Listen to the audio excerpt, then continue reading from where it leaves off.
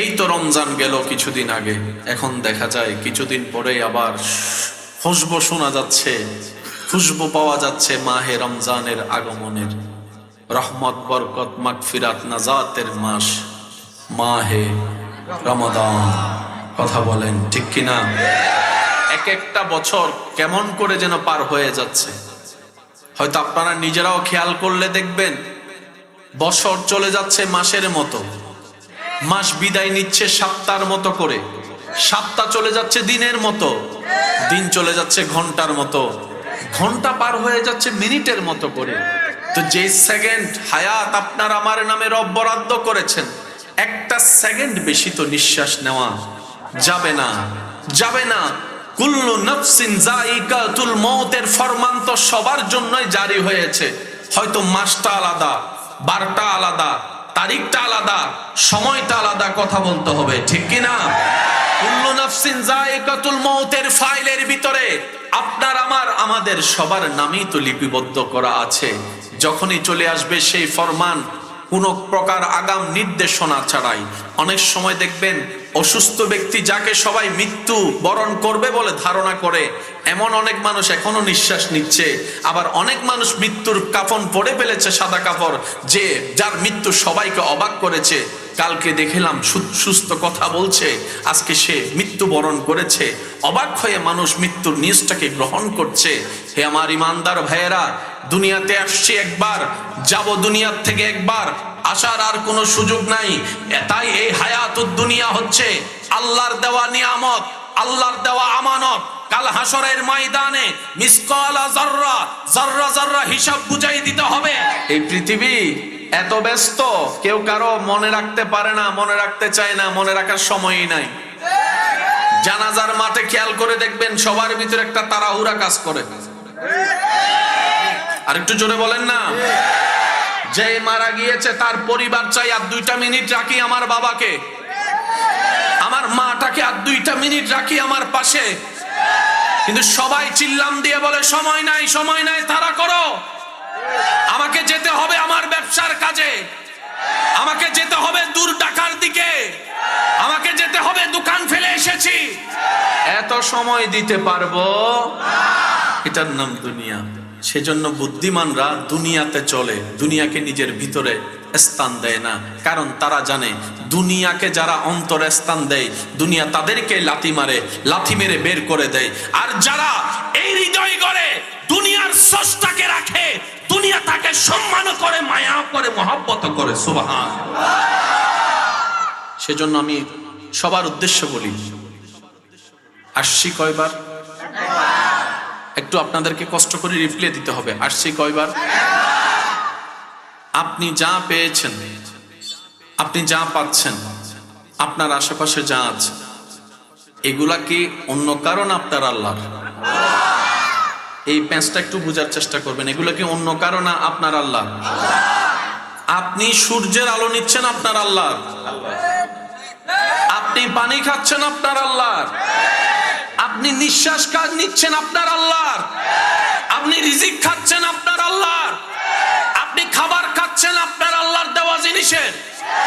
সুতরাং দুনিয়াতে কারো ঠেকায় চলার দরকার। মাথায় বসান কথাটা, মাথায় বসান। চাচা, মামা, জেঠা, কাকা, নানা, এই সেই, এগুলা দুনিয়াতে চলার একটা নাম মাত্র, পরিচয় মাত্র। ঠেকা আমাদের এক জায়গায়, বান্দা হিসেবে রবের দরবারে। কথা বলেন ঠিক কিনা? ওই ঠেকার জায়গায় ভুলে যাওয়ার কারণে আজকে আমরা বাহিরেও লাথি খাচ্ছি। অনেক সময় এমন হয় নিজের আপনা মানুষের, রক্তের মানুষের, প্রিয় মানুষের লাথিও খাচ্ছে। আপনি অন্যের মানুষের কষ্ট পেলেন তো বুঝলাম, নিজের রক্তের মানুষ থেকে কেন কষ্ট পাচ্ছেন? সবার কথা বাদ দিলাম, আপনার বউ থেকে কেন, স্বামী থেকে কষ্ট পাচ্ছেন আপনি? একটু অঙ্কটা মিলাবেন। দেখা যায় আমরা বেশিরভাগ সময় সুখদাতাকে নারাজ করে সুখ খুঁজি। একটু কথা বলেন। আমরা শান্তিদাতাকে নারাজ করে শান্তির রাজ্যে বিচরণ করতে চাই। দিন শেষে দেখা যায় চাওয়াটা চাওয়ার মধ্যেই রয়ে যায়, পাওয়াটা আর পাওয়ার মধ্যে হয় না। কিন্তু যারা শান্তিদাতাকে রাজি করে, সুখদাতার সাথে প্রেমের সম্পর্ক করে, ইবাদতের মাধ্যমে, দিলের মাধ্যমে আল্লাহ তাআলা তাদেরকে এমন দিলে শান্তি দেন, ইব্রাহিম নবীকে আগুনের সামনে রেখে দিয়েছে, কিন্তু তাকে ইব্রাহিম নবীকে পেরেশান করতে পারে নাই। ইব্রাহিম নবীর অন্তরে আল্লাহ শান্তি দিতেই ছিলেন।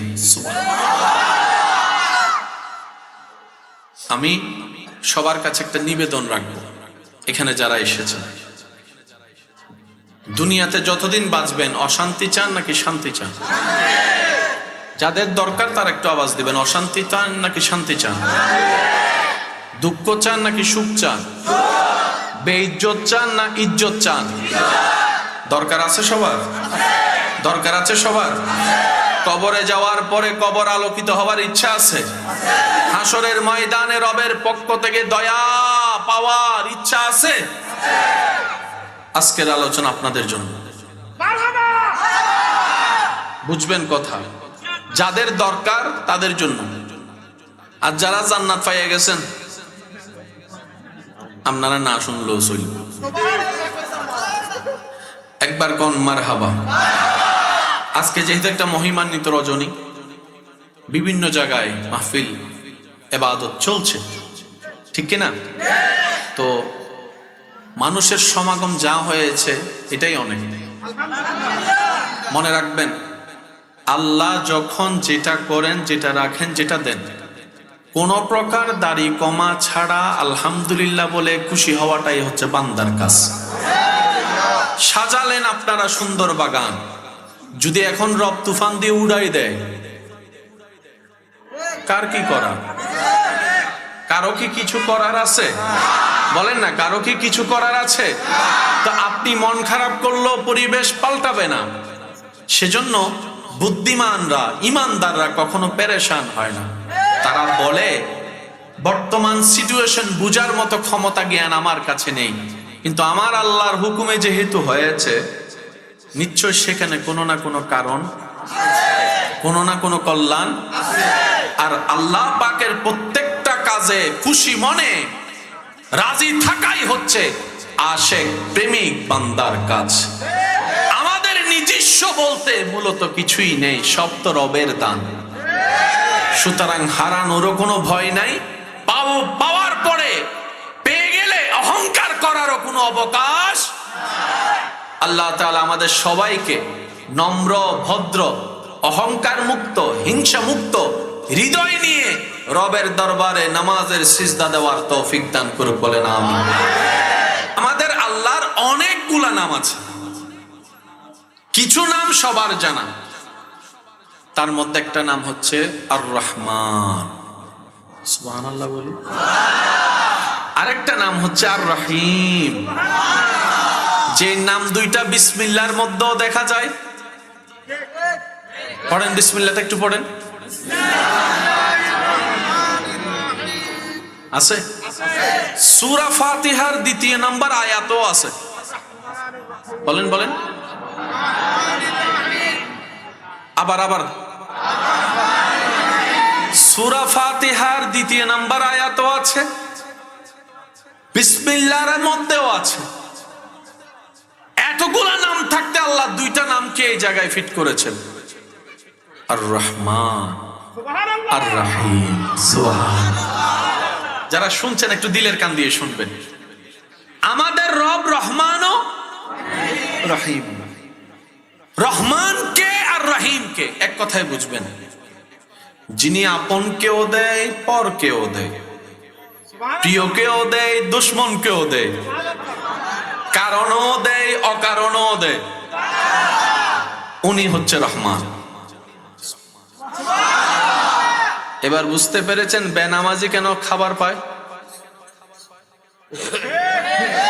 আমি বুঝাতে পারিনি মনে কথা। গুনাহগার কিভাবে খাবার পায় বুঝতে পেরেছেন? যারা রব মানে না তারাও খাবার পায়, দেয় কে? রিজিকের মালিক কে? তা আল্লাহ তো যারা মানে তাদেরকেও দেয়, যারা মানে না তাদেরকেও দেয়। এবার বলেন, সূর্য কার? সূর্যের আলো কার? সূর্য সৃষ্টি করেছেন কে? সূর্যের আলোকার সবার, সূর্যের আলোকার সবার জন্য।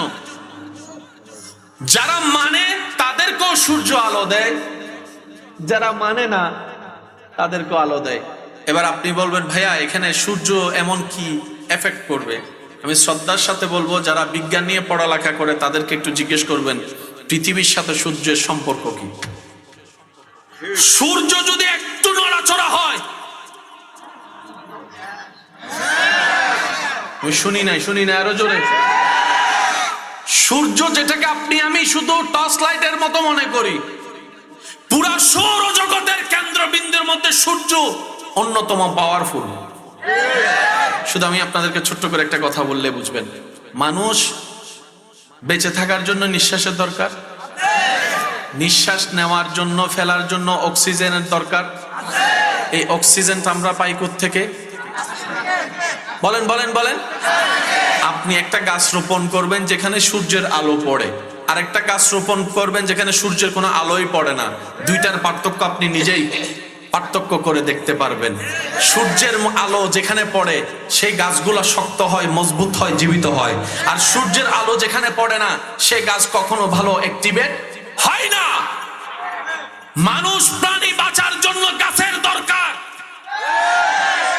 আর গাছের ভিতরে আল্লাহ এমন একটা সিস্টেম করেছেন, রব বলে যে ও গাছ, উদ্ভিদ, প্রাণীকে অক্সিজেন দাও। এবার আমার যুবক ভাইরা আমাকে একটু উত্তর দিবেন, অক্সিজেন কোনটা আর কার্বন ডাই অক্সাইড কোনটা? একটু খেয়াল করবেন। মাশাআল্লাহ, নেওয়াটা ফ্রেশ, ফেলাটা বিষ। নেওয়াটা ফ্রেশ, ফেলাটা এই বিষগুলা যদি পৃথিবীর এত প্রাণী যে নিঃশ্বাস ফেলতেছে, সারা পৃথিবী তো ধ্বংস হয়ে যাওয়ার কথা কোটি কোটি বছরে।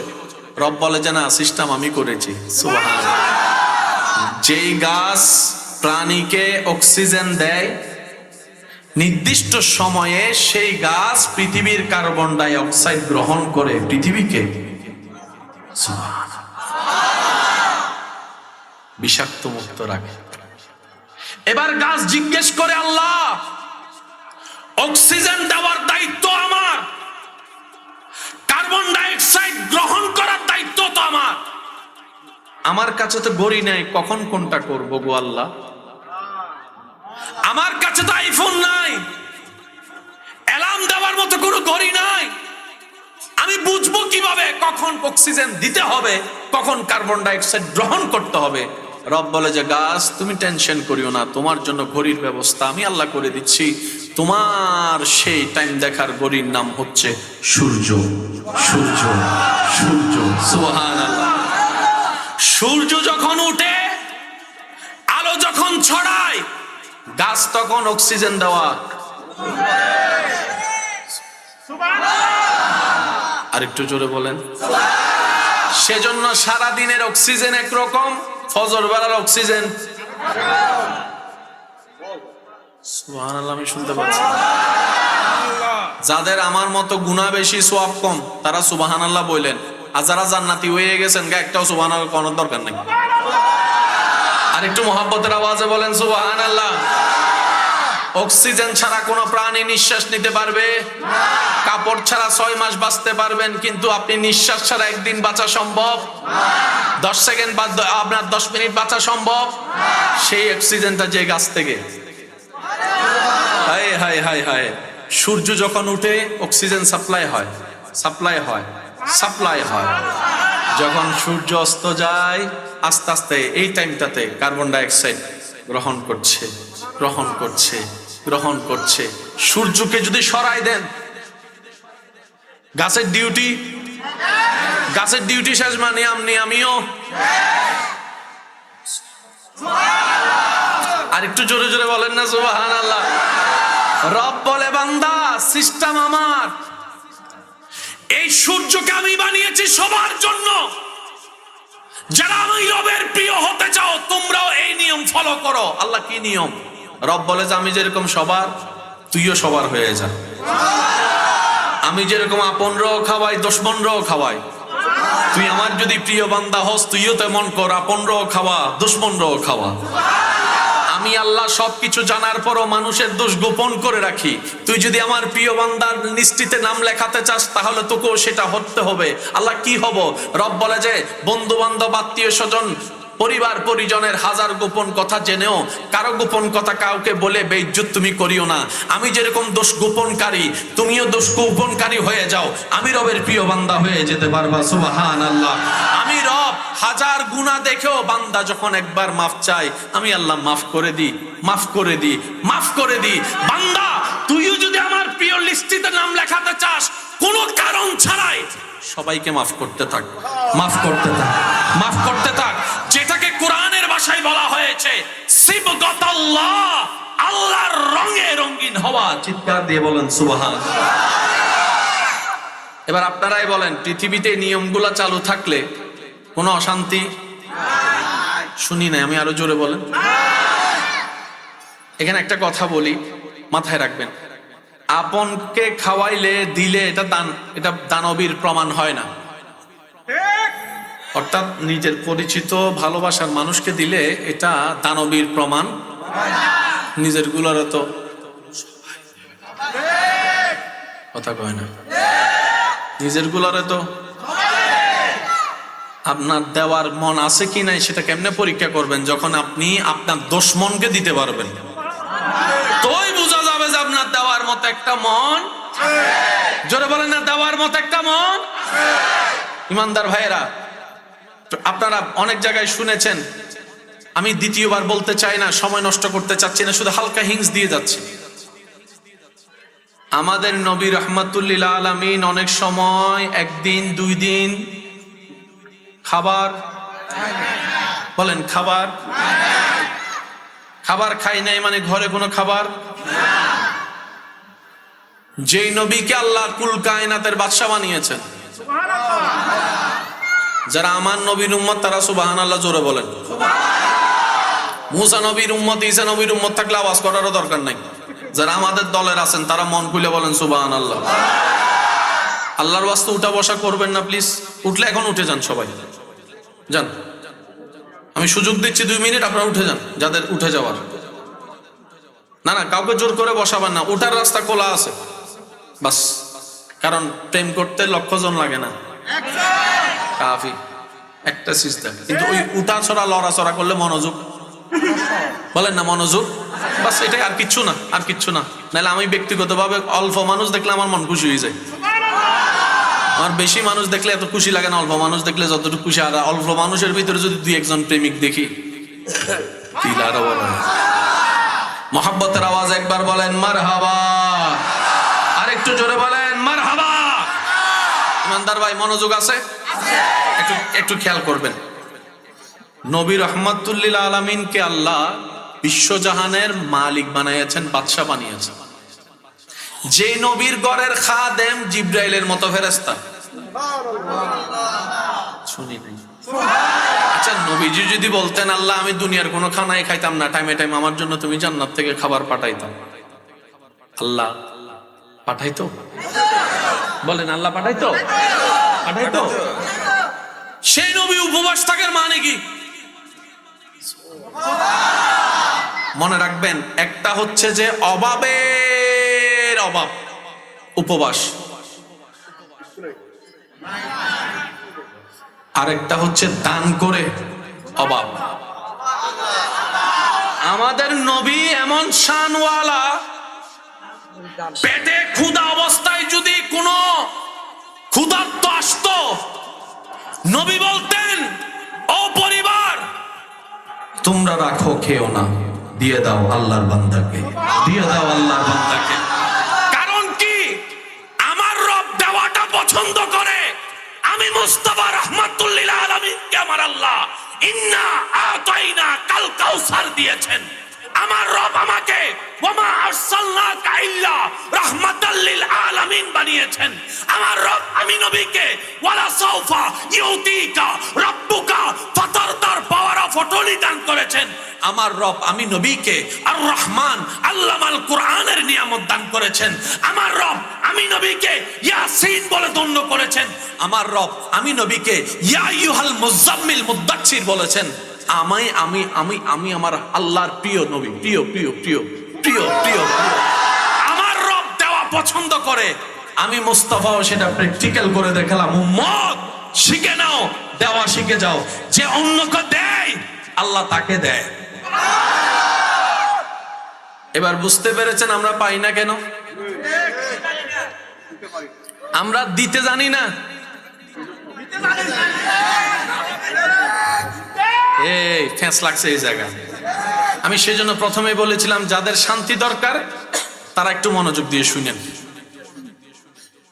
ঘরের পানির ট্যাপ আসেনি, পানি সব সময় জমা থাকে, কিন্তু আপনাকে ছাড়তে জানতে হবে তো।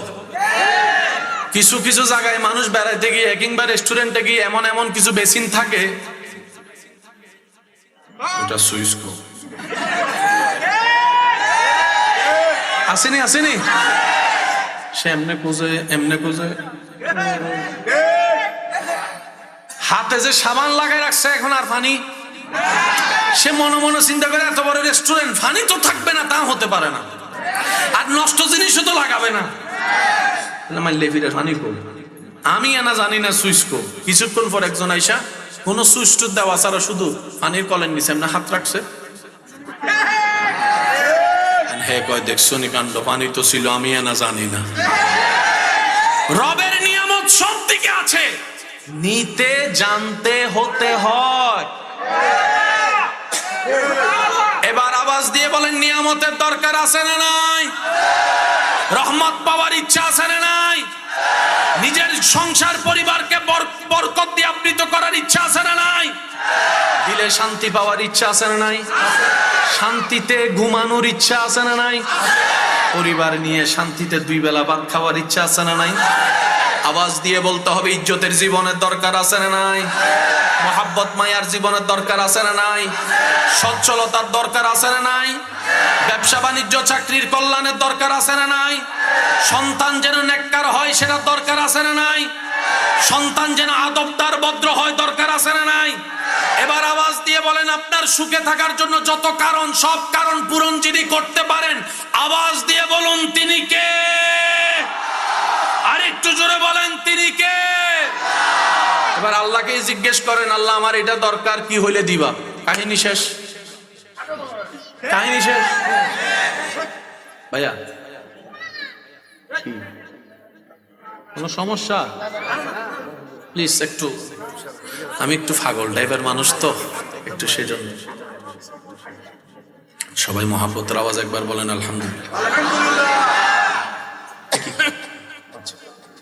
আমি কিছু আপনাদের জিনিস বলবো, আপনারা একটু সিদ্ধান্ত নেবেন কোনটা বেশি দরকার। আইফোন বেশি দরকার নাকি শান্তির ঘুম? বুঝে বুঝে গয়েন কিন্তু। পালসার বেশি দরকার নাকি মন মেজাজ ঠান্ডা দরকার? আচ্ছা, তার মানে আমার যুবকরা আসল জিনিস বুঝে কিন্তু মানতে চাই না। আর দরকার হলে মার লগে যুদ্ধ লাগাই দিব, তারপর আইফোন লাগবো। দরকার হলে 5 দিন ভাত খাইতাম না, তারপরে পালসার একটা লাগবো। জাইন্না শূন্য ভুল করি এরি। এবার বলেন, আরো জোরে বলেন, আইফোনের দরকার নাকি শান্তিতে ঘুমানোর দরকার? এবার অনেকে বলবেন ভাইয়া আপনি কি বলছেন, কোথায় আইফোন কোথায় শান্তির ঘুম? আমি বললাম ভাই যেহেতু বলেছি বুঝে শুনেই হয়তো বলেছি, একটু আপনার মতো একটু আমার দৃষ্টিতে ভেবে দেখার চেষ্টা করেন, তাইলেই বুঝতে পারবেন কেন কথাটাকে আমি এইভাবে বলেছি। আমরা বেশিরভাগ মানুষ সুখ মনে করি যন্ত্রের ভিতরে, জিনিসের ভিতরে। আমরা মনে করি আইফোনটা পেলে বুঝি আমার সুখটা হয়ে যাবে। আমরা মনে করি এই পালসার পাওয়ার স্বপ্নটা পূরণ হলে বুঝি আমার সেই স্বপ্নটা পূরণ হলে বুঝি আমার সুখটা চলে আসবে আমার কাছে। অনেকেই মনে করে নিজের সে লালিত স্বপ্ন পাওয়াটা পূরণ হলে বুঝি আমার মতো সুখী আর কেউ হবে না। কিন্তু বাস্তবতা দেখা যায় যারা এক সময় আইফোন কেনার জন্য যুদ্ধ করেছে ঘরে, আইফোন কেনার পর 6-7 মাস পরে আগের মতো আর আইফোন এখন সেটা ভালো লাগে না, দেখতেও ইচ্ছে করে না, দেখতেও ইচ্ছে করে না। যে ছেলেটা এক সময় হোন্ডা কেনার জন্য পাগল পাগল হয়েছে, বছর 2 বছর হোন্ডা কেনার পরে দেখা যায় সেই হোন্ডা ধোয়ার জন্য তার ইচ্ছাও করে না, পানি দিয়ে ওয়াশ করার জন্য ইচ্ছাও করে না, বিরক্ত হয়ে যায়। সেজন্য শ্রদ্ধার সাথে বলি, সুখ শান্তি সেটা নয় যেটা আমরা নির্ধারণ করি, সুখ শান্তি সেটাই যেটা আমাদের জন্য আল্লাহ নির্ধারণ করেন। বলেন সুবহানাল্লাহ। অনেকে আছে না সুখের আশায় বিয়ে করছে, না এই এলাকায় করে নাই তো। যারা বিয়ে করে নাই তারা আওয়াজ করছে, আর যারা বিয়ে করছে তারা কয় কইতাম না। অনেকে পালাই পালাই বিয়ে করছে নি, করে নাই। আই লাভ ইউ টু আসেনি আসেনি। মা বাবার চেহারায় সুনকালি দিয়া, মা বাবার অন্তরের লালিত স্বপ্নের উপর পা রাইখা অনেক ছেলে মেয়ে নিজের সে সুখের জায়গা নির্ধারণ করেছে, হ্যাতি রে সারা আই বাইস্তান। ঠিক নি? হ্যাতেরে না ভাইলে আমি, দোনোটাই কোন লাগবো তো, একটা কইলই তো না। হেতি কয় হ্যাতেরে না ভাইলে আমি, আর হেতে কয় তারে না ভাইলে আমি মইরা যাবো বাঁচতাম। এবার সমাজে মিলে বিয়ে করে দিছে, কয় বাচ্চা থাক তারপর বিয়ে কর। 2 বছর পরে দুজন আবার মিটিং ডাকছে, সালিশ ডাকছে। কিও? ছেলে কয় হেতির লগে আমি থাকতাম না, হেতিয়া কয় আমি তার চেহারা দেখতাম না। তো তোরা যে 2 বছর আগে কইলি বাস্তি না, এখন কি থাকস? কয় আগে কইছিলাম হেতি ছাড়া হেতে ছাড়া বাঁচতাম না, এখন বুঝি হেতি থাকলে হেতে থাকলে আমি বাঁচতাম না। অঙ্ক কি আর আগের মতো আছে না ভাল লাগেছে? সেজন্য আমি আমার যুবক ভাই বোনদের কাছে একটা অনুরোধ করি, আপনার জ্ঞান বিবেক বুদ্ধি আছে, ভালো লাগার ভালোবাসার অধিকারও আছে, মন তো এটা তার কন্ট্রোল করতে পারবেন না। কিন্তু আপনি যাকে আজকে ভালো মনে করছেন, 5 বছর পর সেটা আপনার জন্য বিষাক্ত হয়ে গেলে, কারণ মানুষ তো সেকেন্ডে সেকেন্ডে চেঞ্জ হয়, মানুষের অভ্যাস এটা এমনে না এমনে হয়ে যায়। ছোটবেলার চেহারা কি এখন আছে? স্কুল জীবনের সে ক্লাস 5 এর চেহারা কি আপনার এখন আছে? পরিবর্তন হবেই, মানুষ ইচ্ছাই হয় অনিচ্ছাই হয়। তো ভবিষ্যৎ আমরা কেউ জানি। সেজন্য আমি মনে করি বিবাহ শাদী জীবনের একটা চরম সিদ্ধান্ত, ভয়ানক মারাত্মক সিদ্ধান্ত। কারণ আপনার মোবাইল যদি নষ্ট হয় আপনি কালকে চেঞ্জ করতে পারবেন, আপনার হোন্ডা যদি আপনার কোনো কারণে ডিস্টার্ব হয় আপনি 1 সপ্তাহ পরে হয়তো চেঞ্জ করতে পারবেন। কিন্তু বিবাহিত জীবন তো একবার, এটা তো বারবার খেলনার জীবন নয়। আপনি এখন কবুল বললেন, কালকে তালাক বলবেন, এটা তো করা যায় না। অনেক সংসার এখনো পর্যন্ত টিকে আছে, যদি আমি ভুল না বলে থাকি, শুধু সন্তান হওয়ার কারণে তারা আলাদা হতে পারছে না সন্তানের দিকে তাকিয়ে। এরকম হাজার পরিবার হয়তো আছে। আমি অনুরোধ করব, আপনার জীবন তরিটা খুশি মনে সিদ্ধান্তটা রবের উপর ছেড়ে দেন। প্রত্যেক দিন বলবেন, আল্লাহ আমার সাথে যাকে দেখলে তুমি খুশি হবা, আমার সাথে যাকে দেখলে তুমি রব হিসেবে খুশি হবা, আল্লাহ তুমি আমাকে তাকে দান করো। আল্লাহ আমাকে এমন একজন জীবন সাথী দাও যার সাথে প্রতিদিন না হলেও মাঝে মধ্যে হলো গভীর রাতে ঘুমটা হারাম করে তোমার দরবারে তাহাজ্জুদের সিজদা দিতে পারবো। সুবহানাল্লাহ।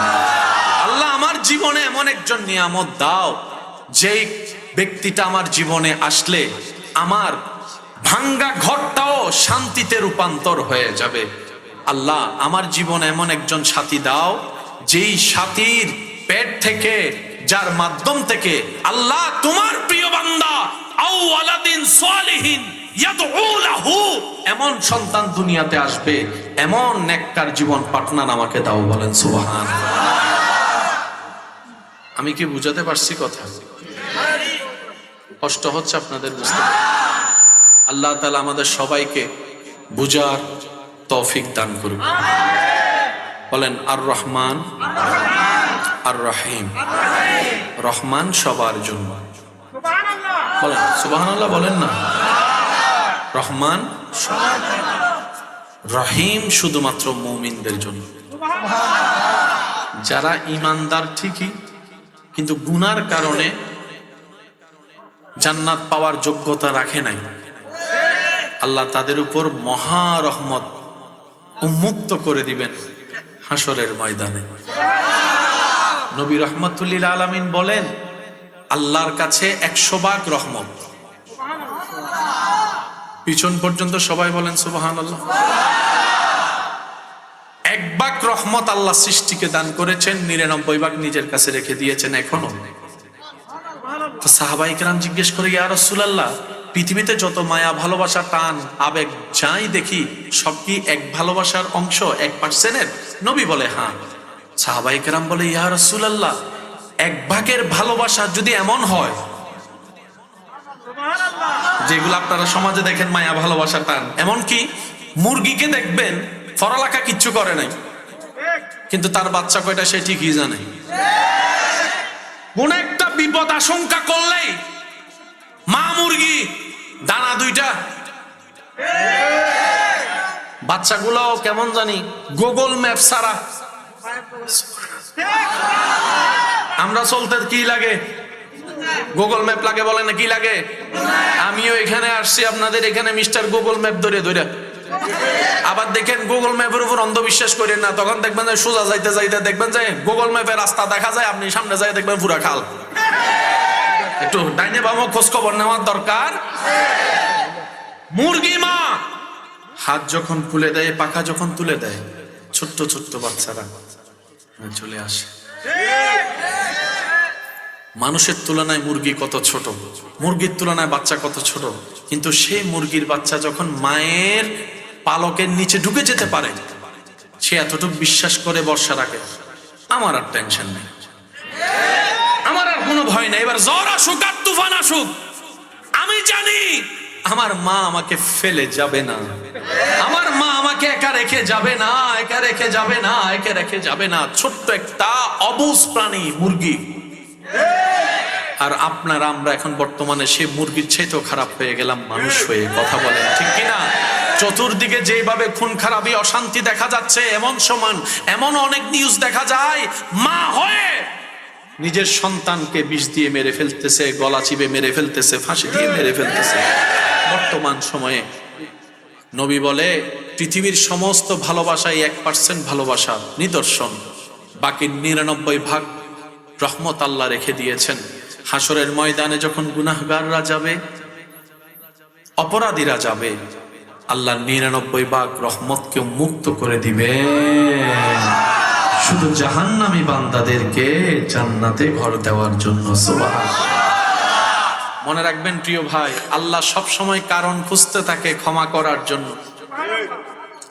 মানুষ অপরাধীদেরকে তালাশ করে খুঁজতে থাকে সাজা দেওয়ার জন্য, অপমান করার জন্য, বেইজ্জত করার জন্য।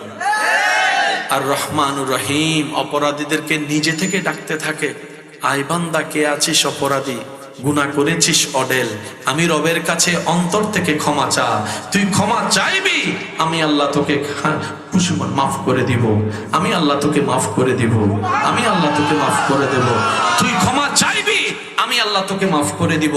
বান্দা, তুই দিল থেকে ক্ষমা চা, চোখের পানি ছেড়ে দে, আমি আল্লাহ ক্ষমা তো করে দিবই, অতীতের গুনাহ মাফ করে দিয়ে সব গুনাহকে আমি সওয়াব বানাই দিব। ইউবাদদিলুল্লাহ, চিৎকার দিয়ে বলেন সুবহানাল্লাহ। প্রিয় ভাইয়েরা, আল্লাহ সব সময় কারণ খুঁজে বান্দাকে মাফ করার জন্য। বলেন তো কি? আল্লাহ সব সময় কারণ খুঁজে, আল্লাহ সব সময় কারণ খুঁজে বান্দাকে। এই কথা বিশ্বাস আছে? যেখানে আমাদের রব রহমান, আমাদের টেনশন করার দরকার নেই। যেখানে আমাদের নবী রাহমাতুল লিল আলামিন, সেখানে আমাদের পেরেশান হওয়ার কোনো দরকার নাই। আল্লাহ পাক আমাদের বুঝার তৌফিক দান করুন। হাসরের ময়দানে একজন বান্দা হিসাবের পাল্লায় একটা সওয়াবের জন্য আটকায় যাবে। একটা সওয়াব পেলেই সে জান্নাত। আর আমার ভাইয়েরা জানেন, বোনেরা জানেন, মোটামুটি দূরত্ব নাম্বার পেয়ে এক গ্রেড, এক গোল্ডেন এ প্লাস না পেলেও মনকে বুঝ দেওয়া যায়।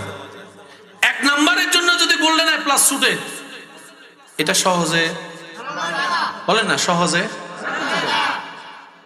একটা সওয়াব যদি সে পায় জান্নাত। সেদিন আল্লাহ তাআলা সেই বান্দাকে বলবে, বান্দা যা, তোকে আমি সুযোগ দিলাম, পুরা হাসরের ময়দান ঘুর, একটা সওয়াব যদি আনতে পারিস তোর আমি জান্নাত দিয়ে দেব। এবার সে বান্দা জান্নাত পাওয়ার আশায় জাহান্নামের আগুন থেকে বাঁচার স্বপ্নে সবার কাছে দৌড়াবে, রক্তের কাছের প্রিয় যার জন্য করছে, বন্ধু যা যা আছে সবার জন্য, সবার কাছে যাবে। সবাই বলবে চিনি না, দিতে পারবো না, নফসি নফসি নফসি নফসি। সে বান্দা পেরেশান হয়ে যখন হাঁটতে থাকবে, আল্লাহর কুদরতে তার সাথে আরেকজন বান্দার দেখা হয়ে যাবে, সুবহানাল্লাহ। সে বান্দা তাকে জিজ্ঞেস করবে, ভাই চেহারায় এত মলিনতা, পেরেশান কেন? যদিও হাসর ময়দান, আল্লাহ দেখেন কিভাবে বাঁচার কারণ করে দেয়, সুবহানাল্লাহ। তখন সে বান্দা বলবে, ভাই দুনিয়াতে অনেক আপনের জন্য, কাছের মানুষের জন্য অনেক কিছুই করলাম, আজকে তাদের কাছে একটা সওয়াব চাইছি, কেউ আমার চিনেও না, দেবা তো দূরের কথা। বলে যে একটা সওয়াবের জন্য আটকে গেছো? যে একটা পেলে আমি জান্নাত। কবে টেনশন করো না, ধরো আমার কাছে একটা সওয়াব আছে, এটা তোমারে দিলাম। বুঝবেন কথা? তখন সে বান্দা বলে, ভাই আপনরাই দিল না, তুমি দিলা, ব্যাপার কি? তখন সে বলবে যে ভাই আমার কাছে আছে শুধু একটা সওয়াব, আমার কাছে আছে শুধু এটা, থাকলেও কি, আরো জোরে বলতে হবে, এটা থাকলেও কি একটাই না সওয়াব, তা আমি তো জান্নাতে যেতে পারবো না, এক সওয়াব দিবে। অন্তত তুমি হইলো দাও, যাও, মনকে আমি বুঝ দিতে পারবো, হাসরে জাহান্নামের ভিতরে মনকে আমি, জাহান্নামে গিয়ে মনকে একটু বুঝ দিতে পারবো যে না, আসার আগে কারো একটা উপকার করে আসছি, কোন বান্দার মুখে একটু হাসি ফুটাই আসছি। এবার সে বান্দা আল্লাহর কুদরতি ব্যবস্থাপনায় ওই একটা সওয়াব নিয়ে রবের দরবারে যাবে, ইয়া রব পাইছি একটা। রব বলবে, তোর একটা সওয়াব দিল কে রে, নফসি নফসির জায়গায়? তিনি তো সব জানেন, এখন কারণ বানাচ্ছেন বান্দাকে মাফ করার জন্য। কারণ যিনি ন্যায় বিচারক তিনি কখনো আইন ভাঙে না, এটা একটা শান, মাথায় রাখতে হবে। যিনি ন্যায় বিচারক তিনি কখনো আইন ভাঙে না। আল্লাহর চাইতে বড় আহকামুল হাকিমের ন্যায় বিচারক তো আর কেউ। আল্লাহ পাক জিজ্ঞেস করবে, তোরে এই হাসরের ময়দানে সওয়াব দিল কে? তারে ডাক। এবার সে আসবে, রব জিজ্ঞেস করবে, তুই বলে তার একটা সওয়াব দিছস? আল্লাহ দিছি তো। কেন দিছস? আল্লাহ আমার কাছে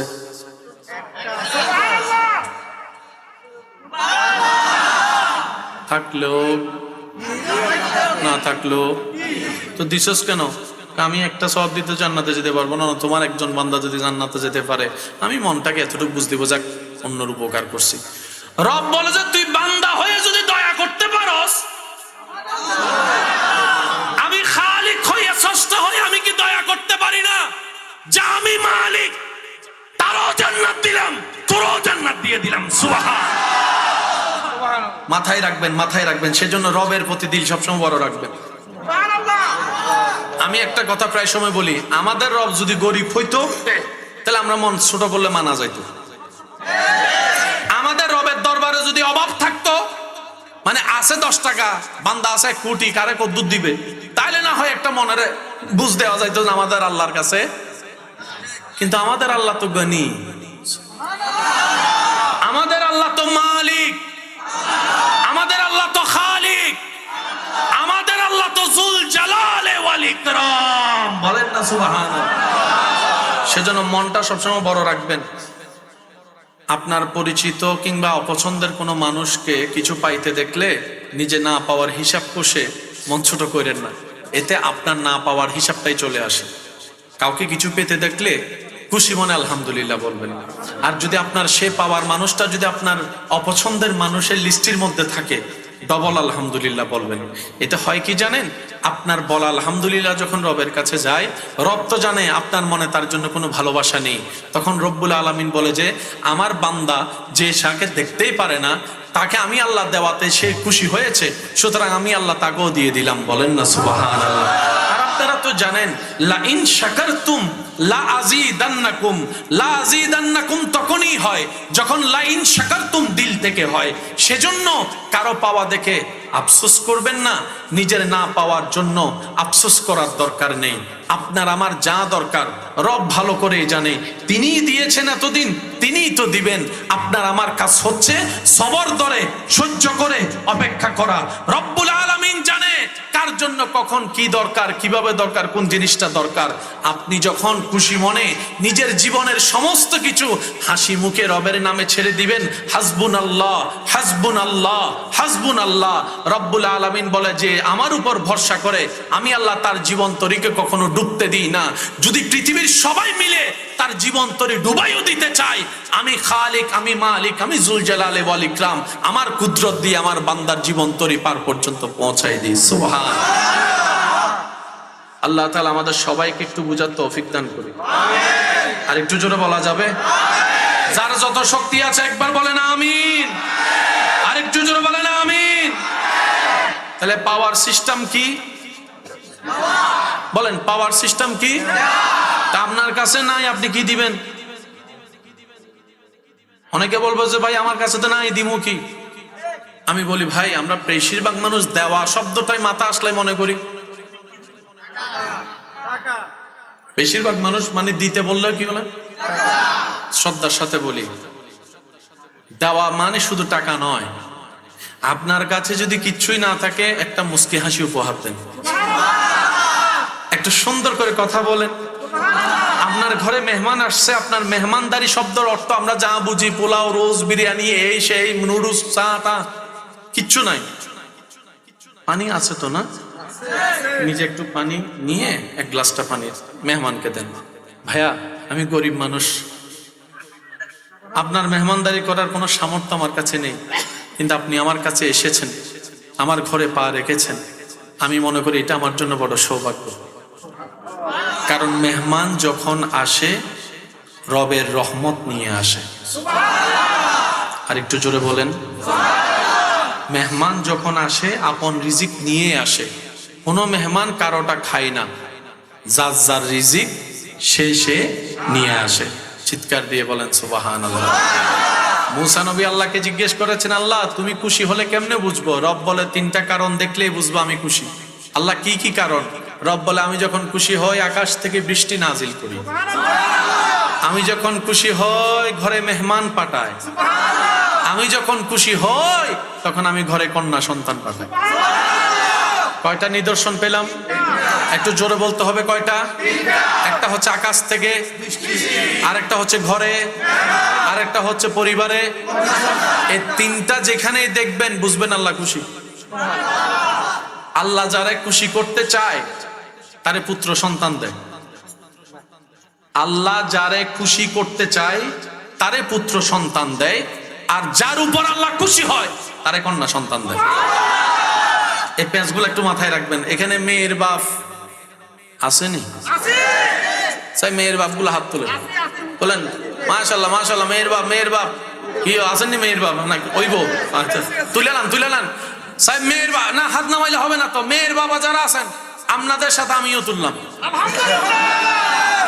আল্লাহ আমারে তিনটা জান্নাত দিছে, তিনটা। আমি সব জায়গায় বলি আল্লাহর দয়া, তিনটা জান্নাত। আপনারও তিনটা? মাশাআল্লাহ সাহেব। মেয়ের বাপ সবাই মিলে একবার বলেন আলহামদুলিল্লাহ। আরো জোরে বলেন আলহামদুলিল্লাহ। এবার আপনি যেরকম আপনার মেয়ের বাপ হিসাবে মেয়ের জন্য আলহামদুলিল্লাহ বলছেন, আপনার বউটা আপনার শ্বশুরের মাইয়ারি। বুঝেন না মনে কথাটা? আপনার ঘরের বউ যেটা, এটা আপনার শ্বশুরের মাইয়ারি। সুতরাং একটু ব্যবহার গুলা সেভাবে করবেন আপনার মেয়ের জন্য, শ্বশুর বাড়িতে যে ব্যবহারটা আপনি আশা করেন। আপনি মেয়ের বাপ হিসেবে আপনার মেয়ের জন্য যেই ব্যবহার আশা করবেন, আপনার স্ত্রীর সাথে আপনি সেই রকম সুলুক করার চেষ্টা করবেন, ব্যবহার করার চেষ্টা করবেন। আল্লাহ আমাদের সকলের হাজিরি কবুল করুক, আমিন। আজকের এই আয়োজন কততম? 13তম। কততম? এই 13তম মাহফিল পর্যন্ত আসতে কত মানুষ মারা গেছে না? শ্রোতা মারা গেছে না? আলেম মারা গেছে না? সহযোগিতা মারা গেছে না? আল্লাহ সবার কবরে আযাব মাফ করে দিন। আমরা যারা এসেছি আল্লাহ যেন আমাদের সবাইকে আজকের এই মহিমান্বিত রাতের সদকায় মাফ করে দেন। আগামী বছর আমি মেহমান হিসেবে আল্লাহর কাছে ফরিয়াদ করে যাই, আল্লাহ আগামী বছর এই মাহফিল যখন আয়োজনের নিয়ত হবে, তোমার গায়েবী খাজানা থেকে যা দরকার তা দিয়ে মাহফিলটা সাজাই দিও। আলহামদুলিল্লাহ। যার কাছে রব আছে তার কাছে কোনো টেনশন নাই। একটু জোরে বলতে হবে, যার কাছে রব আছে তার কোনো টেনশন নাই। আমাদের এত মন খারাপ টেনশন হয় কেন জানেন? আমরা রবের উপর যে পরিমাণ বিশ্বাস করা দরকার করতে পারি না। ছোট ছোট পিঁপড়ারে খাওয়াই কে? একটু জোরে বলবেন না? তো উনি ছোট ছোট পিঁপড়ারে খাওয়াইতে পারে, পারে তো, বলেন না পারে তো? বাস এই পারার উপর বিশ্বাস রাখি। আমরা বেশিরভাগ মানুষ মনে হয় চাকরি না করলে খামো কি, ব্যবসা না করলে খামো কি।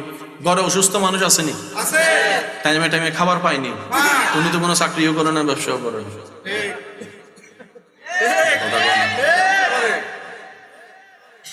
আবার সাইন আমার কথাটা অন্যদিকে নিয়েন না, আসামি আসেনি, আসামি হে ও খায়, বরং আপনার আমার আগে খায়। আপনি আমি রাতের ভাত খাই রাতের 9টা 10টা 11টায়, তারা আমার ভাইয়া কইতেছে ভাই টাইম মতো খায়। আপনি আমি গাম জড়াইয়া খাই, তারা ফায়ের উপর ফা তুইলা খায়। সেজন্য মাথায় রাখবেন, রব যেহেতু রিজিকের দায়িত্ব নিয়েছেন, এত বেশি হাইপার টেনশনের দরকার নাই। আপনার আমার কাজ কি? সর্বাবস্থায় রবের উপর ভরসা রাখা, সততার সাথে জীবন চলার চেষ্টা করা, যে কোনো বিপদ আপদ মুসিবতে হাসি মুখে ধৈর্য ধারণ করা, সহ্যকে সাথে নিয়ে নিজেকে মজবুত করা, যা পেয়েছি যা পাইনি সবকিছুর জন্য শুকরিয়া করা, আর না পাইলে মন খারাপ না করে সিজদায় পড়ে রবের দরবারে কান্নাকাটি করে নিজের গুনাহ ক্ষমা চাওয়া। এই 5-6টা কাজ করলেই ফিদ দুনিয়া হাসনাতাও ওয়া ফিল আখিরাতি হাসানা। আল্লাহ তাআলা আমাদের সবাইকে কবুল করুক, আমিন। চলেন আমরা নবীর উম্মত সবাই মিলে নবীকে একটু দাঁড়ায় সালাম দিই। ইয়া নবী সাল্লাল্লাহু আলাইহি। কতটুকু খুশি হয়েছে, সেই খুশি মনে একবার বলেন আলহামদুলিল্লাহ। ক্ষমা পাওয়ার একটা সুযোগ আজকে আছে না নাই? আছে না নাই? কাজে লাগানোর চেষ্টা আমাদের করতে হবে, তারপর রব দয়া করবে। কথা বলে না? বান্দা চেষ্টা করতে দেখলে রব দয়া করবে। আল্লাহ তাআলা আমাদের সকলের হাজির কবুল করুক, আমিন। আমার ভাই একটা অনুরোধ করছিল, নূর ওয়ালা আয়া হে, চলবে না কিছুক্ষণ? ইনশাআল্লাহ চলবে, চলবে, চলবে, চলবে। ঠিক আছে। আমরা আমার ভাইয়ের সেই আবদারটা রাখবো ইনশাআল্লাহ। তার আগে আমি 2-4টি কথা আমার ভালোবাসার মানুষের উদ্দেশ্যে বলতে চাই। অনুমতি আছে ইনশাআল্লাহ? আছে।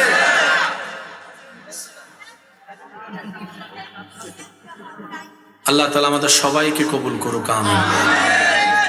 প্রিয় ভাইয়েরা, একটা কথা জীবন মাথায় রাখবেন, কারো জীবন সহজ নয়, জীবনকে সহজ বানিয়ে নিতে হয়। কখনো ধৈর্য ধরে, কখনো ছেড়ে দিয়ে, কখনো বা চুপ থেকে। প্রতিশোধ নেওয়ার মানুষের সংখ্যা অঢেল, কিন্তু প্রতিশোধের সবচাইতে উচ্চ মাকাম হচ্ছে আপনি কোনো কারণ ছাড়াই চুপ হয়ে থেকে ক্ষমা করে দেওয়া। এবার আপনি বলবেন ক্ষমা করা বলা সহজ, করা কঠিন। একটা কথা মাথায় রাখবেন, আপনি আমি যখন অন্যকে ক্ষমা করি, মূলত তখন আমরা নিজেদেরকে স্বাধীন করে দিই। কাউকে ক্ষমা করে দেওয়া মানে আপনার ব্রেন থেকে, মন থেকে আগের মতো লোডটা আর থাকবে না, মন খারাপটা আর থাকবে না। আপনি যখন রবের সন্তুষ্টি হাসিলের লক্ষ্যে অনেক বড় পাপীকেও মাফ করে দিবেন, এই আশায় আমি আজকে তাকে মাফ করে দিচ্ছি, দায়ী থেকে মুক্ত করে দিচ্ছি, আমিও তো হাজার গুনার অপরাধে আমার রবের দরবারে, আমি এই আশায় মাফ করে দিচ্ছি, আল্লাহ যেন আমাকে মাফ করে দেয়। সুবহানাল্লাহ। সেজন্য জীবন চলার পথে যাই হোক, ঝড় তুফান যত কিছুই আসুক, জীবন যেহেতু আছে ঝড় তুফান তো থাকবেই। চুপ হয়ে সরে যান, নীরব হয়ে বসে যান, অপেক্ষা করুন রবের পক্ষ থেকে ফয়সালা আসার জন্য। সবকিছু নিজে করতে যাওয়া ঠিক নয়, কারণ আমরা বেশিরভাগ মানুষ, আপনারা আমার সাথে একমত হবেন, আমরা খাজনার চাইতে বাজনাটা একটু বেশি করি। যা করতে যাই বরাবর, করতে না পারলেও বিগড়াই আসি ঠিকই। তো সেজন্য রবের পক্ষ থেকে ফায়সালার জন্য অপেক্ষা করবেন, অধৈর্য হবেন না। জীবন যতদিন আছে চলতে থাকুক না। রব যতদিন হায়াত রেখেছেন, পৃথিবীর কেউ চাইলেও কি আপনাকে পৃথিবী থেকে পাঠিয়ে দিতে পারবে? জোরে বলেন, পারবে? আর আপনার যদি হায়াত শেষ হয়ে যায়, পৃথিবীর সব মানুষটা মিলে কি আপনাকে ধরে রাখতে পারবে? বাস ফয়সালা শেষ। তো যতক্ষণ রব্বুল আলামিন চায় থাকবো। করোনার মতো কঠিন ভয়াবহতা এই জিনিসটা বারবার প্রমাণ করে দিয়েছে। অনেকের মুখে মুখে হয়েছে, বেডরুমের মানুষ যেখানে কেউ যেতে পারে না, সেই মানুষ মারা গেল করোনায়, আর রাস্তায় খেটে খাওয়া মানুষ এখনো বেঁচে আছে। সেজন্য প্রিয় ভাইয়েরা, অস্থির হওয়ার দরকার নাই। যা হওয়ার হবে দেখা যাবে। অতীত নিয়ে ভাবনা নয়, অতীত নিয়ে চলবে তওবা। ভবিষ্যৎ নিয়ে এত টেনশনের দরকার নাই, তাওয়াক্কুল করেন রবের উপরে। সততার সাথে জীবন থাকবে, নবীর প্রেম অন্তরে নিয়ে দরুদ থাকবে। আওয়াজ দিয়ে বলুন, কঠিন জীবন সহজ যিনি করে দিবেন তিনি কে? আল্লাহ তাআলা আমাদের সবাইকে নিয়ামত নেওয়ার তৌফিক দান করুন। আমিন। আজকে রাতে ক্ষমা পাওয়ার ইচ্ছা আছে? তাহলে আমরা প্রথম ধাপটা এগিয়ে যাই। আল্লাহ ক্ষমা কারে করে? যে অন্যরে ক্ষমা করে। আপনাদের জীবন অনেক মানুষে কষ্ট দিছে, কারণেও করেন, আছে না নাই? কোন প্রকার দাড়ি কমা ছাড়া, যার চেহারা এখন আপনার চোখে ভাসছে, যার নাম আপনার মনে আসতেছে, তারে মাফ করে দেন। আল্লাহর দিকে তাকাই। যারা যারা আল্লাহর দিকে তাকায় মাফ করতে পারবেন, তারা একবার বলেন আমিন। আর একটু জোরে বলেন আমিন। এবার চোখটা বন্ধ করে সেই মানুষের নাম, চেহারাটা স্মরণ করে একবার বলেন আমিন, আমিন, আমিন। এবার বলেন, আল্লাহ আমার কষ্টদাতা দুশমনকে তোমার সন্তুষ্টি হাসিলের জন্য তোমার দিকে তাকায়, তোমার বান্দাকে বিনা কারণে মাফ করে দিলাম। আল্লাহ আমিও তো বড় অপরাধী, তুমি দয়া করে আমাকেও বিনা কারণে মাফ করে দাও। এবার বলেন, আপনি কি মাফ করছেন নাকি মাফ নিছেন? বুঝে বলবেন, আপনি কি মাফ করছেন নাকি মাফ নিছেন? মাফ নিছেন। অন্যকে মাফ করা মানে নিজের পাপ না মাফ পাওয়া। সুবহানাল্লাহ, বুঝছেন? সেজন্য কোনো কারণ রাখবেন না। আল্লাহ তাআলা আমাদের সকলের হাজির কবুল করুক, আমিন। এই এলাকার আশেপাশে যত মাহফিল আছে, আল্লাহ মাহফিল কবুল করুক, আমিন। এই মাহফিলের সহযোগিতাকারীকে কবুল করুক, আমিন। চলেন, আমার নবীর উম্মতরা আসেনি? প্রস্তুত আসেনি? নূর ওয়ালা আয়া হে, নূর লেকর আয়া হে, সারে आलम में ये देखो कैसा नूर छाया है। अस्सलातु अस्सलामु अलैका, मोबाइलेर फ्लैश लाइट गुলো চালা, মোবাইলের ফ্ল্যাশ লাইট। अस्सलातु, সবাই সবাই সবাই, আলাইকা ইয়া হাবিবাল্লাহ। अस्सलातु वस्सलामु আলাইকা ইয়া রাসূলুল্লাহ।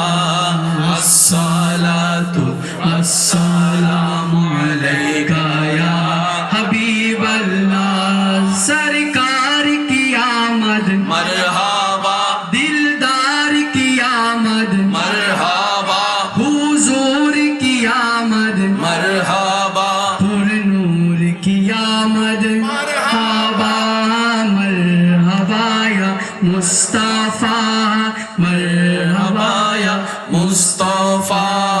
अस्सलातु वस्सलामु अलैका या रसूलल्लाह। अस्सलातु अस्सलामु अलैका या हबीबल्लाह। কবরে হাসরে কি হবে আমার, সবাই সবাই, কবরে হাসরে কি হবে আমার, মুসিবতে না পাই যদি, মুসিবতে না পাই যদি, করুণা তোমার কবর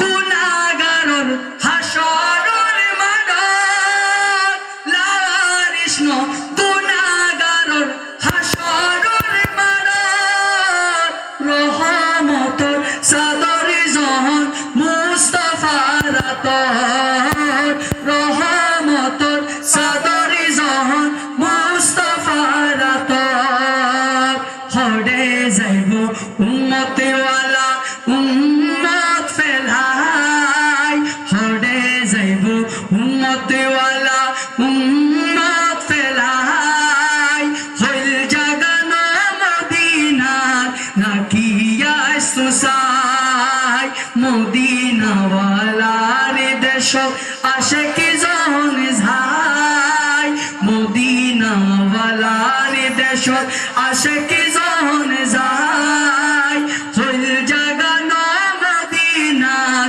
রাখিয়া সুসাই। উচ্চ আওয়াজ একবার বলেন মারহাবা। আল্লাহ তাআলা আমাদের সবার গুনাহ মাফ করে দিন। একটা আবেদন করে বিদায় নিচ্ছি। যাদের সম্ভব হয় নিজের জীবনে পরিবর্তন চান, হৃদয়ের মধ্যে যাদের শান্তি চান, ব্রেন যাদের শান্তি দেখতে চান, একটা কাজ করার চেষ্টা করবেন। রাত্রে ঘুমানোর আগে অজু করে শোয়ার চেষ্টা করবেন ইনশাআল্লাহ। রাত্রে ঘুমানোর আগে কি অজু, এই অজু করে শোয়ার পর নিজের ক্ষমা চাইবেন রবের কাছে, অন্যকে ক্ষমা করবেন আর দরুদ শরীফ পড়বেন। এই কাজগুলো একটু বন্ধুর সাথে করতে পারলে, বন্ধুত্বের সাথে, প্রেমের সাথে, দেখবেন জীবন পরিবর্তন করে দিবেন কে? আল্লাহ তাআলা আমাদের সকলের হাজির কবুল করুক, আমিন। শেষ বিদায় বেলা যার যত শক্তি আছে একবার বলেন সুবহানাল্লাহ, এবার বলেন আলহামদুলিল্লাহ, এবার বলেন লা ইলাহা ইল্লাল্লাহ। এবার সবাই দুই হাত মুঠ করে তুলে বলেন আল্লাহু আকবার, আল্লাহু আকবার, আল্লাহু আকবার, আল্লাহু আকবার, ইয়া রাসূলুল্লাহ, ইয়া হাবিবাল্লাহ, আল্লাহু আকবার। উচ্চ আওয়াজ একবার বলেন মারহাবা। আল্লাহুম্মা আমিন। ইয়া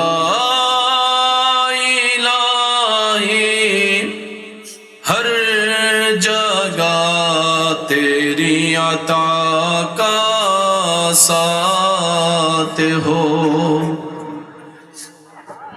जब पड़े मुश्किल शाहे मुश्किल कुशा का साथ हो। রব্বুল আলামিন নাসির গ্রাম সমাজ কল্যাণ সংগঠনের উদ্যোগে আজকের এই মাহফিলকে আল্লাহ তোমার রহমতের দরবারে তুমি কবুল করে নাও। এই মাহফিলকে সাজাতে সহযোগিতা যারা করেছেন, শারীরিক, মানসিক, আর্থিকভাবে, কাছ থেকে দূর থেকে, আল্লাহ প্রত্যেকজন খাদেমদের খেদমত তুমি কবুল করো। আল্লাহ আমার যে সমস্ত ভাইয়েরা বোনেরা সশরীরে মাহফিলের উপস্থিত হয়েছেন, আশেপাশে উপস্থিত হয়েছেন, অনেকে যারা এসেছিলেন কাজের ব্যস্ততায় দূরে চলে গিয়েছেন, ফিরে গিয়েছেন, আল্লাহ সবার হাজিরি তুমি কবুল করো। আল্লাহ আমাদের জীবনের জানা অজানা কবিরা সগীরা গুনাহ আজকের এই মহিমান্বিত রজনীর সদকায় তুমি মাফ করে দাও। আল্লাহ মেহেরবানি করে আমাদের মা বাবা, দাদা দাদি, নানা নানি গুনাহ মাফ করে দাও। আল্লাহ আসার সময় দেখলাম কবরস্থান, কত মানুষ যে কবরে শুয়ে আছে, কত চেহারার মানুষ, কত নামের মানুষ, কত জনের আত্মীয় চিনি না জানি না। আল্লাহ অত্র এলাকার ডানে বামে, সামনে পিছনে যত কবরবাসী আছে, আল্লাহ মেহেরবানি করে কবরের আযাব তুমি মাফ করে দাও। আল্লাহ তুমি মাফ না করলে কে মাফ করবে? আল্লাহ তোমার কাছে না চাইলে আমরা কার কাছে চাইবো? আল্লাহ আমরা জানি, আমরা স্বীকার করি আমাদের মতো পাপী মানুষ হয়তো দুনিয়াতে আর নাই। আল্লাহ আল্লাহ আমাদের দিনে রাতে ভিতরে বাহিরে সব গুনার গুনাহ, গুনার গুনাহ, গুনার গুনাহ, তোমার জমিনে থেকে তোমার নাফরমানি করে চলেছি দিনের পর দিন। আল্লাহ কোন চেহারা নিয়ে যে তোমার সামনে যাব হাসরের ময়দানে, আল্লাহ ভাবতে লজ্জা লাগে। দুনিয়ার একটা নিয়ম আছে, যার খায় তার গুণ গাইতে হয়। আল্লাহ তোমার খায় কিন্তু আমরা তোমার গুণ গাইতে পারি না বরাবর। আল্লাহ আমরা ভুল করেছি, অতীত আমরা পাল্টাতে পারবো না। তুমি চাইলে তো আল্লাহ অতীত বর্তমান সব পাল্টাই দিতে পারো। আল্লাহ আল্লাহ তুমি মেহেরবানি করে তোমার রহমান তোমার রহিম নামের সদকায়, গফফার নামের উসিলায়, সত্তার নামের উসিলায়, আল্লাহ রউফ নামের উসিলায়, আল্লাহ তুমি দয়া করে আমাদের সবার গুনাহ একটু মাফ করে দাও। আল্লাহ আমাদেরকে একটু মাফ করে দাও না, আল্লাহ একটু মাফ করে দাও না। আল্লাহ তোমার রহমত দিয়ে আমাদেরকে, আল্লাহ আমাদের জীবনকে তুমি ধৌত করে দাও। তোমার প্রিয় বান্দা, তোমার নবীর প্রিয় উম্মত হয়ে যেন কবরে যেতে পারি সে তৌফিক দান করো। আল্লাহ প্রত্যেকটা ঘরে শান্তির ব্যবস্থা করে দাও। আল্লাহ প্রত্যেকটা পরিবারে শান্তির ব্যবস্থা করে দাও। আল্লাহ পরিবারের সদস্য ভিতর একজন আরেকজনের সাথে মায়া মোহাব্বত সম্মান শ্রদ্ধার ব্যবস্থা করে দাও। আল্লাহ স্বামী স্ত্রীর ভিতরে মোহাব্বত পয়দা করে দাও। আল্লাহ ভাই ভাইয়ের মধ্যে, ভাই বোনের মধ্যে যা ভুল বুঝাবুঝি দূরত্ব আছে তুমি দূরত্ব দূর করে দাও।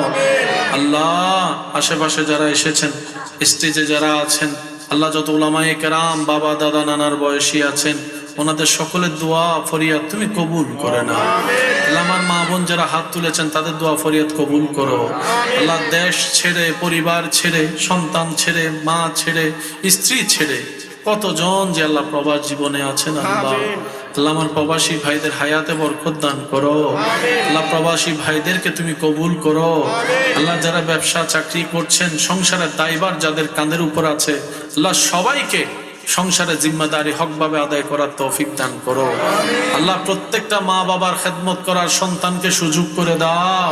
আল্লাহ প্রত্যেকটা মা বাবা যেন সব সন্তানকে এক চোখে দেখতে পারে, একভাবে ভালোবাসতে পারে। মা বাবার অন্তরকে তুমি সেভাবে সাজাইয়া দাও।